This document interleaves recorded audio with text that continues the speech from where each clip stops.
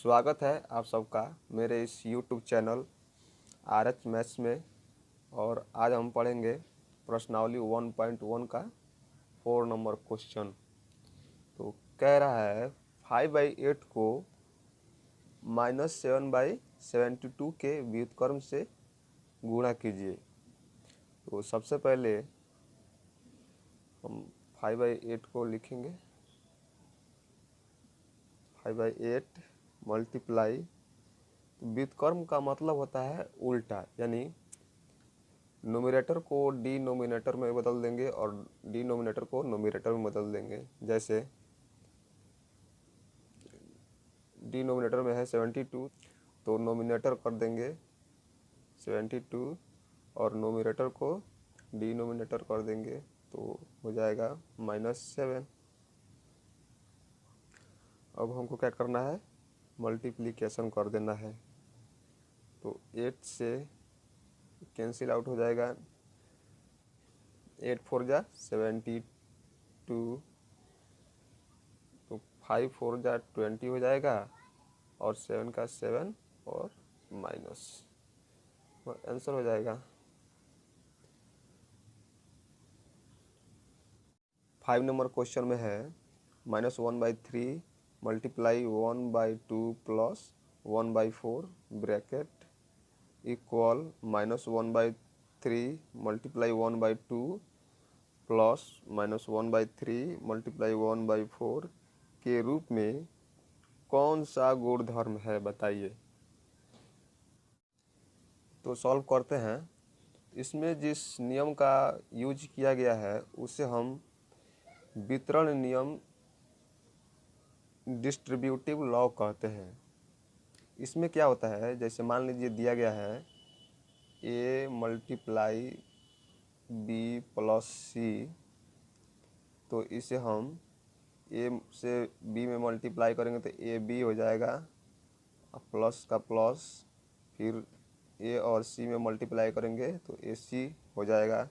इसी तरह इसमें जैसे मान लीजिए ये हो गया, ab और ac हो गया, तो a और b से मल्टीप्लाई करके -1/3 मल्टीप्लाई 1/2 कर दिया गया है, फिर प्लस का प्लस, फिर a और c में मल्टीप्लाई करके -1/3 मल्टीप्लाई 1/4 कर दिया गया है। अब चलते हैं हम अपने अगले क्वेश्चन की तरफ। क्वेश्चन नंबर 6 में है, क्या -1 पूर्णांक 1/8 का गुणात्मक प्रतिलोम 8/9 है? कारण सहित उत्तर दीजिए। तो आइए सॉल्व करते हैं। दिया है -1 पूर्णांक 1/8, तो ये हो जाएगा 8 1 जा 8 और +1 तो 9 -9/8। पूछ रहा है, क्वेश्चन में है क्या -1 पूर्णांक 1/8 का गुणात्मक प्रतिलोम 8/9 है। तो समझिए, गुणात्मक प्रतिलोम होने के लिए ये जो दोनों संख्याएं दी हुई है इनको मल्टीप्लाई करने पर इनका मल्टीप्लिकेशन 1 आना चाहिए। अगर 1 आता है तो गुणात्मक प्रतिलोम है, अगर नहीं आता है तो नहीं है। तो आइए देखते हैं। -9/8 मल्टीप्लाई 8/9, तो 8 से 8 कैंसिल आउट, 9 से 9 कैंसिल आउट, तो यहाँ पे -1 हो जाएगा। तो क्या आता है, -1। अतः गुणात्मक प्रतिलोम नहीं है, क्योंकि यहाँ पे 1 आना चाहिए था लेकिन हमारा क्या है, -1। इसलिए -9/8 का गुणात्मक प्रतिलोम 8/9 नहीं होगा। क्वेश्चन नंबर 7 में दिया है, क्या 3 पूर्णांक 1/3 का गुणात्मक प्रतिलोम 0.3 है? क्यों अथवा क्यों नहीं, यानी है तो क्यों है और नहीं है तो क्यों नहीं है। तो चलिए देखते हैं। दिया है 3 पूर्णांक 1/3, इसको 3 3 9 प्लस 1 तो हो जाएगा 10/3। अब पूछ रहा है कि इसका गुणात्मक प्रतिलोम 0.3 है या नहीं। तो चलिए देखते हैं। तो हो जाएगा 10/3 मल्टीप्लाई 0.3, और इन दोनों का मल्टीप्लिकेशन 1 आ जाता है तो गुणात्मक प्रतिलोम है, और नहीं आता है, कोई और अंक आ जाता है तो गुणात्मक प्रतिलोम नहीं है। तो देखते हैं। तो इस पॉइंट को हटाने के लिए डिनोमिनेटर में 1 लिखेंगे, और पॉइंट के बाद एक अंक है तो एक 0 लिखेंगे। तो हमारा 10 से 10 कैंसिल आउट हो जाएगा, और 3 से 3 कैंसिल आउट हो जाएगा, तो बच जाएगा 1। 1 आ रहा है तो हमारा गुणात्मक प्रतिलोम है, क्योंकि इन दोनों संख्याओं को मल्टीप्लाई करने पर मल्टीप्लिकेशन 1 आ रहा है। अब चलते हैं अगले क्वेश्चन की तरफ। क्वेश्चन नंबर 8 में है, निम्नलिखित को वितरण नियम की सहायता से हल कीजिए। पहला है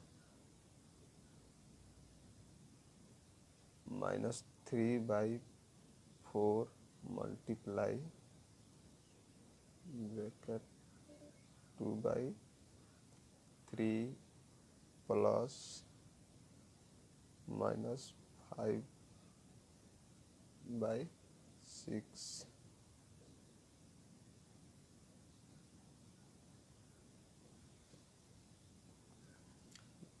तो समझिए, वितरण नियम का रूल है, जैसे दिया गया है a multiply b plus c, तो उसको ab प्लस ac लिख सकते हैं। इसी तरह -3/4 मल्टीप्लाई 2/3 प्लस -3/4 मल्टीप्लाई -5/6 हम लिख सकते हैं, क्योंकि वितरण नियम का रूल है। अब क्या करेंगे, 2 2 जा 4, 3 से 3 कैंसिल आउट, यहाँ पे -1, और 3 2 जा 6। अब हो जाएगा -1/2 प्लस माइनस माइनस प्लस हो जाएगा, तो 5/4 2 जा 8। अब क्या करेंगे, इन दोनों का एलसीएम निकालेंगे। तो एलसीएम आएगा 2 और 8 का 8, तो 2 4 जा 8, 4 1 जा 4, -4 प्लस 8 1 जा 8, 5 1 जा 5। आगे देखिए, प्लस माइनस माइनस, तो 5 - 4 तो 1/8 आंसर। सेकेंड पार्ट में है 5/6 ब्रैकेट -2/5 प्लस 3/10 ब्रैकेट बंद। तो इसको भी उसी तरह हल करेंगे। तो 5/6 मल्टीप्लाई -2/5 प्लस फिर 5/6 प्लस 3/10 हम लिख सकते हैं। इसको ब्रैकेट कर देंगे।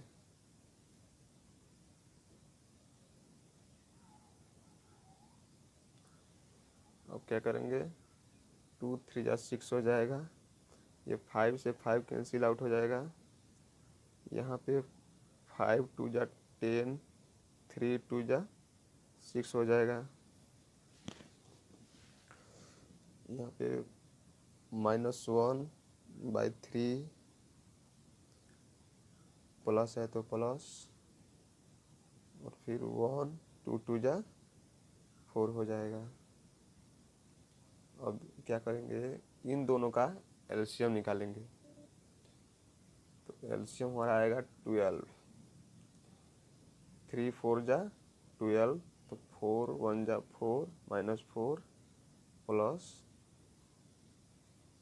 4 3 जा 12, तो 3 1 जा 3।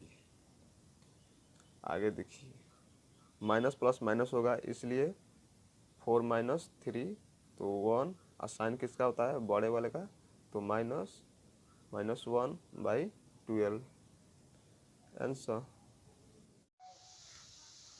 क्वेश्चन नंबर 9 में है, निम्नलिखित कॉलम अ को कॉलम ब से उचित नियम से मिलाएं। तो ये हमारा कॉलम अ हो गया और ये कॉलम ब हो गया। ये लेफ्ट में उदाहरण है और ये राइट में ये सब नियम है। तो सबसे पहले हम इन सब नियमों को विस्तार से जानेंगे, उसके बाद से इन दोनों का मिलान करेंगे। तो आइए जानते हैं। ए में है योज्य तत्समक। तो योज्य तत्समक क्या होता है? किसी भी संख्या में शून्य जोड़ने पर उस संख्या में कोई परिवर्तन नहीं होता है। जैसे अगर 4 में हम शून्य ऐड करते हैं तो 4 ही होगा।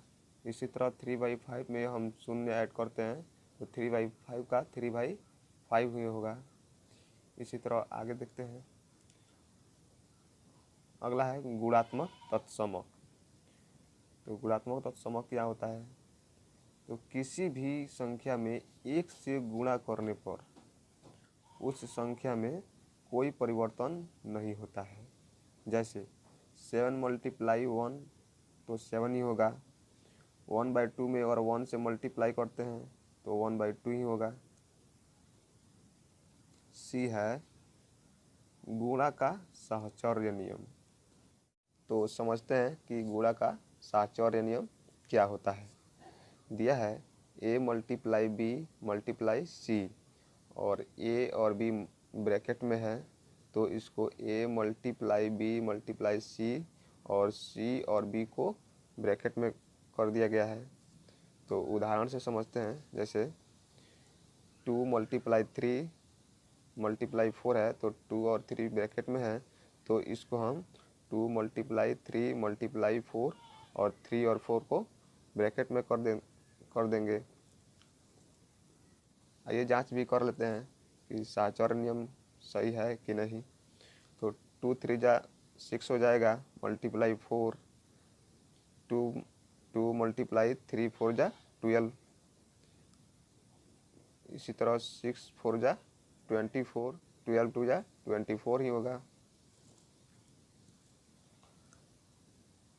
आगे है योज्य प्रतिलोम। तो पिछले वीडियो में हम जान चुके हैं कि योज्य प्रतिलोम क्या होता है। चलिए फिर समझते हैं।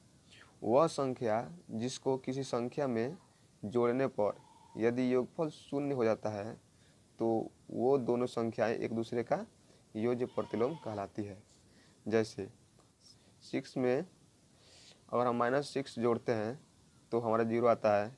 इसी तरह 2/3 में हम -2/3 जोड़ते हैं तो हमारा शून्य आ जाता है।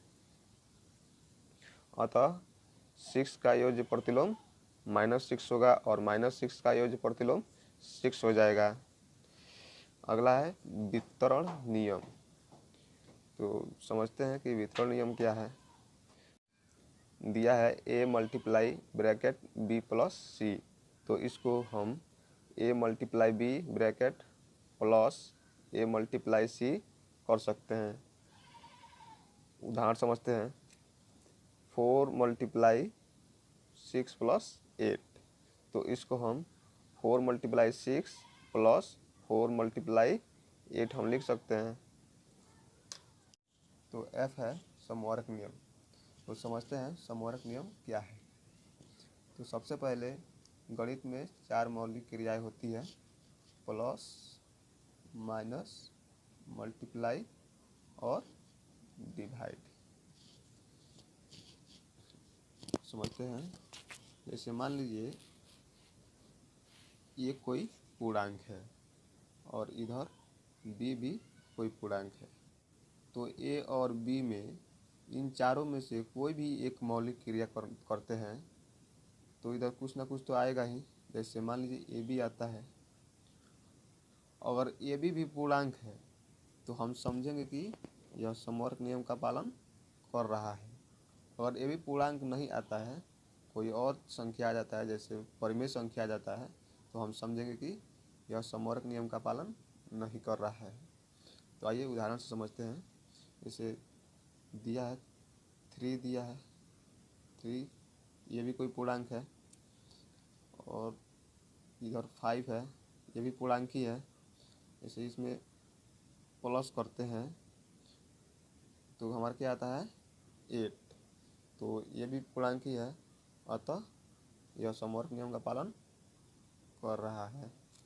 अब फिर दिया है, जैसे मान लीजिए 3 कोई पूर्णांक दिया है और इसमें हम -5 करते हैं तो हमारा -2 आता है। तो -2 भी एक पूर्णांक ही है, ठीक। तो यह समवर्ग नियम का पालन कर रहा है। अब फिर देखिए, जैसे 3 कोई पूर्णांक है और इसमें हम मल्टीप्लाई 5 करते हैं तो हमारा 15 आएगा। तो 15 भी एक पूर्णांक ही है, अतः पूर्णांकों का गुणा समवर्ग नियम का पालन कर रहा है। अब इसी तरह समझिए 3 दिया है और इसमें हम डिवाइड 5 करते हैं तो हमारा 3/5 आ जाएगा। तो 3/5 पूर्णांक नहीं है, ये एक परिमेय संख्या है, क्योंकि यह p/q के रूप में है। अतः पूर्णांकों का डिवाइड समवर्ग नियम का पालन नहीं कर रहा है।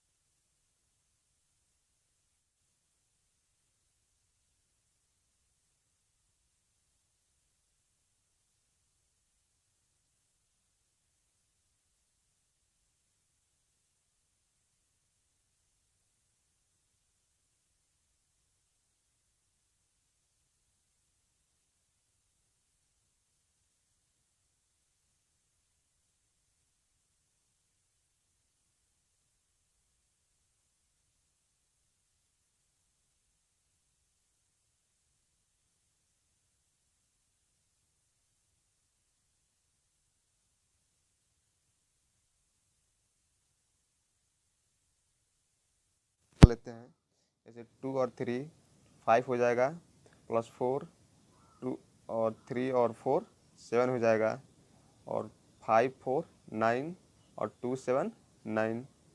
तो दोनों तरफ 9 आ रहा है, इसका मतलब योग का साहचर्य नियम सही है। अगला है गुणा का क्रम विनिमय नियम। इसमें क्या होता है, जैसे मान लीजिए दिया गया है a मल्टीप्लाई b, तो इसको हम b मल्टीप्लाई a लिख सकते हैं। जैसे 2 मल्टीप्लाई 5 है तो इसको हम 5 मल्टीप्लाई 2 भी लिख सकते हैं। इसी तरह अगला है योग का क्रम विनिमय नियम। इसमें भी उसी तरह a प्लस b दिया गया है तो इसको हम b प्लस a लिख सकते हैं। जैसे 4 + 6 है तो इसको हम 6 + 4 भी लिख सकते हैं। अब आइए मिलान करते हैं, ठीक। चलिए आते हैं प्रश्न पर। चलिए ये देखिए,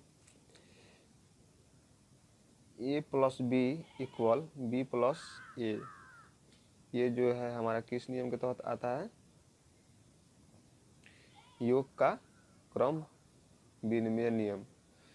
योग का क्रम विनिमय नियम, तो हमारा 1 का हो जाएगा जे। आगे है दूसरे में, a into B equal B into A. तो ये हम बताए थे कि गुणा का क्रम विनिमय नियम। तो दूसरे का हमारा हो जाएगा आई, गुणा का क्रम विनिमय नियम। 3 नंबर में देखिए, इसमें a प्लस बी प्लस सी, इसमें ब्रैकेट पहले 2 नंबर में है और इधर आने पर ये अलग हो जा रहा है और इन दोनों में ब्रैकेट हो जा रहा है और साइन किसका है, प्लस का। तो ये हमारा हो जाएगा योग का सहचर्य नियम। तो 3 नंबर का हो जाएगा योग का सहचर्य नियम, 3 नंबर का हो जाएगा एच। सर 4 नंबर में देखते हैं, ये भी देखिए, ये भी एक परिमेय संख्या है और ये भी एक परिमेय संख्या है। तो 2 परिमेय संख्याओं को आपस में योग करने पर एक परिमेय संख्या ही आ रहा है। तो ये हमारे कौन से नियम के तहत आता है, तो ये आता है समवर्ग नियम के तहत। तो 4 नंबर का हो जाएगा एफ, समवर्ग नियम। 5 नंबर में है, देखिए ए इंटू बी इंटू सी इक्वल, तो इसमें क्या किया गया है, इसमें ब्रैकेट पहले 2 नंबर में है और इधर आने पर 5 अलग हो जा रहा है और ब्रैकेट इन दोनों में हो जा रहा है। तो साइन किसका है, मल्टीप्लाई का। तो ये हमारे कौन से नियम के पालन कर रहा है, 5 का हो जाएगा गुणा का सहचर्य नियम, गुणा का सहचर्य नियम। तो 5 का हो जाएगा सी। इस तरह 6 नंबर में है, देखिए हम बताए थे कि किसी भी संख्या में अगर शून्य जोड़ते हैं तो उस संख्या में कोई परिवर्तन नहीं होता है, तो वो नियम कहलाता है योज्य तत्समक।